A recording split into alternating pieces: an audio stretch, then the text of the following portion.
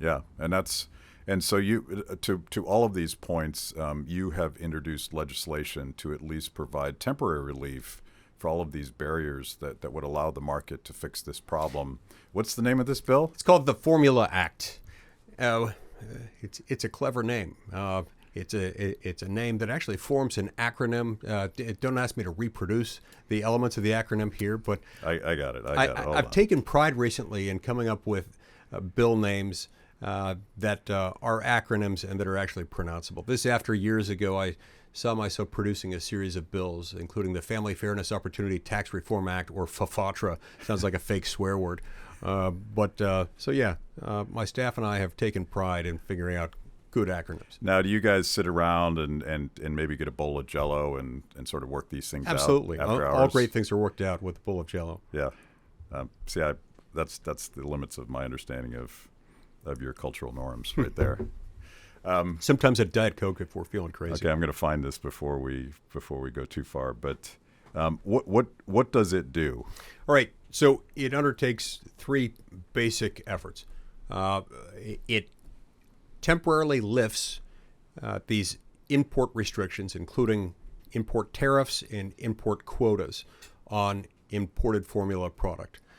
It also temporarily lifts some of the regulatory burdens associated with being able to sell formula manufactured and packaged overseas, as long as it's from a country that has regulatory standards that match or exceed ours, and from countries from which we currently allow importation of pharmaceutical product based on that same reasoning. Finally, it lifts some of these artificial constraints within the WIC program, allowing for a family, a parent who has a WIC voucher, can use that voucher to buy other formula if the product listed on the WIC voucher in question isn't available. You know, that last part is pretty outrageous. So, we provide these benefits to people, but it's very dictated in a very micro way, and it feeds this sort of cronyism. But why wouldn't moms get to make different choices based on various products with nutritional value and different preferences they might have? Why would we dictate that? Why did we ever do that?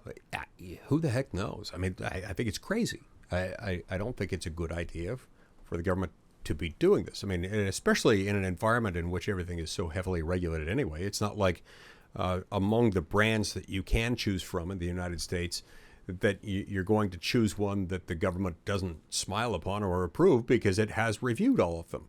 Now, I don't like having such a heavily regulated marketplace. I wish there were much more of a role for the economy to play there on its own.